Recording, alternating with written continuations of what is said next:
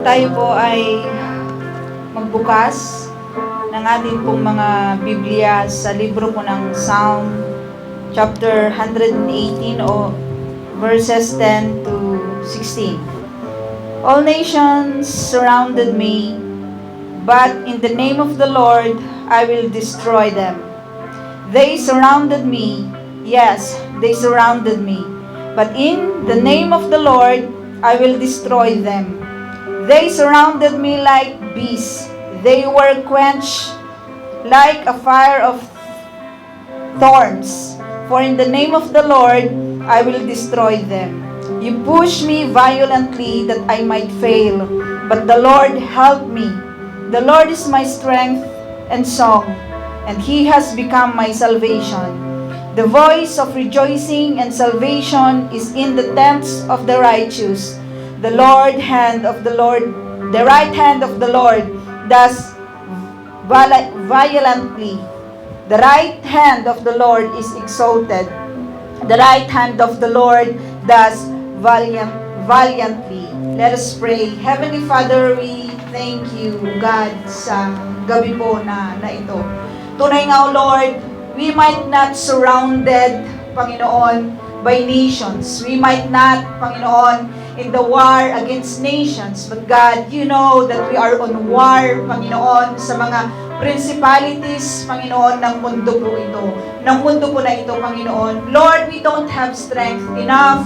Panginoon, we don't have this courage enough, Panginoon, para makayanan, Panginoon, ang mga wars and battles na ito sa amin pong mga paligid. But God, you said unto your word, O God, that the enemy, Panginoon, ay nakasurround po sa amin. They might like bees surrounded us, Panginoon, but yours is our salvation, Panginoon. Ikaw ang amin pong salvation.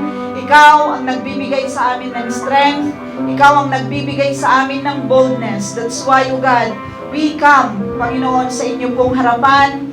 Sa gabi po na ito, lumuluhod, nagpapakumbaba sa inyo pong harapan, Panginoon. Patawarin niyo po kami sa lahat ng amin pong mga nagawang kasalanan, Panginoon. Tunay nga, Ama, na i-refine mo ang puso ng bawat isa, Panginoon, sa gabing ito.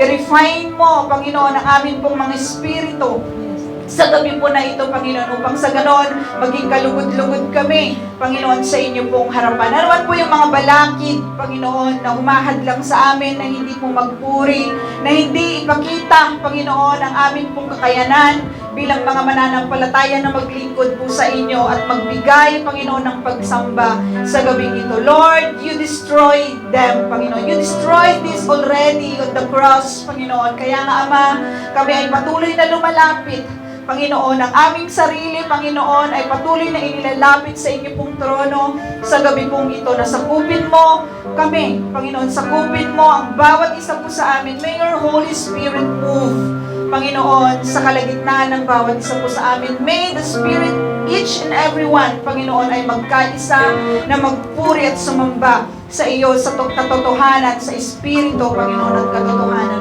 Maraming salamat.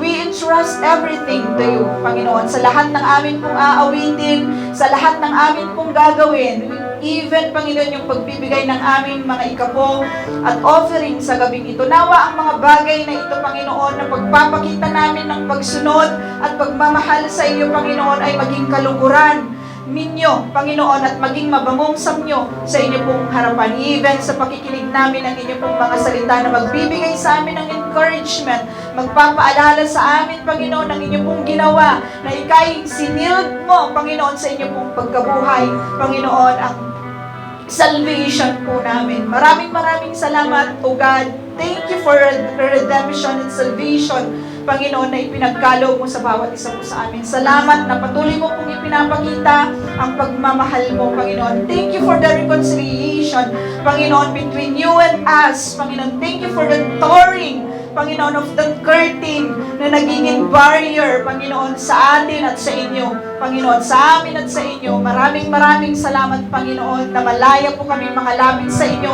even in our singing, even in our praying, Panginoon. Sa gabing ito, Panginoon, we claim for the victory. In your name, Panginoon, will be glorified sa amin pong mga buhay. This is what we pray in Jesus' name. Amen.